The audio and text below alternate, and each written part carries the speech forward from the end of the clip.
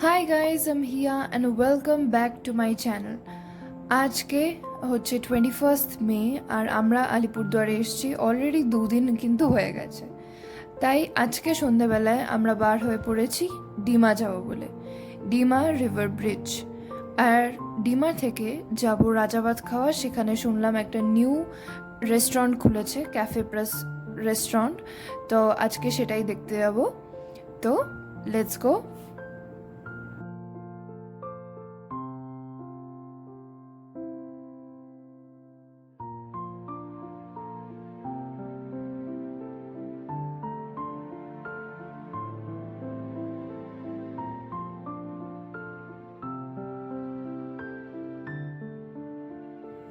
শহরের হাসল অ্যান্ড বাসল থেকে বার হয়ে জঙ্গলের মাঝখান দিয়ে ঠান্ডা হাওয়া খেতে খেতে আমরা এসে পৌঁছালাম ডিমা রিভার ব্রিজ।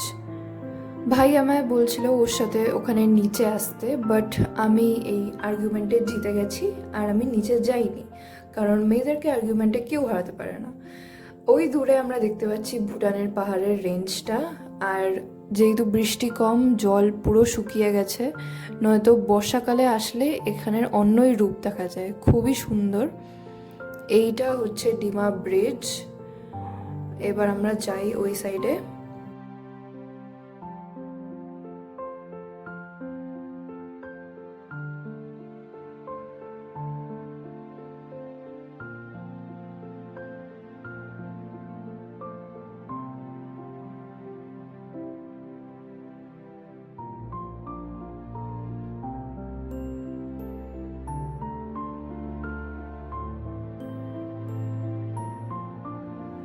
এক এক সিজনে ডিমার এক এক রূপ দেখা যায়।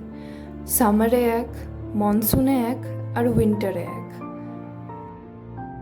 বিকালে ঘরে থাকতে যখন বোর লাগে তখন আমরা এখানে চলে আসি ঠান্ডা হাওয়া খাওয়ার জন্য। আলিপুরদুয়ার থেকে ডিমা ব্রিজ একদম স্ট্রেট রাস্তা। গাড়ি করে আমাদের এখানে আসতে 15 থেকে 20 মিনিট লাগে। অটো করেও এখানে আসা যায়, কিন্তু অটো কিন্তু অনেক চার্জ নেয়, এটা আগেই বলে দিলাম।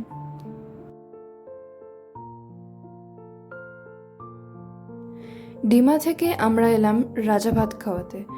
রাজাভাত খাওয়ার যে ট্রেন স্টেশনটা ঠিক তার পাশেই হচ্ছে এই রেস্টুরেন্টটা, ফ্লেভার অফ ডুয়ার্স। এটা নতুন খুলেছে, তাই লাস্ট টাইম এসে আমরা এটা দেখতে পাইনি। ট্রেন কম্পার্টমেন্টের ভেতরে এসি রেস্টুরেন্ট, ভাইবটাই দারুণ, তাই না?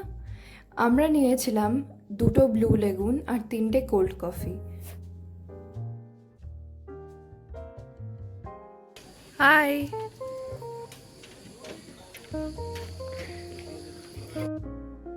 সকালে বাইরে খাওয়ার প্রভিশনও এখানে আছে।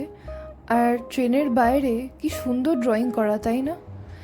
যাই হোক, এটা ছিল আমাদের সন্ধে। আপনাদের ভিডিওটা কেমন লাগলো অবশ্যই জানাবেন। Till then, by.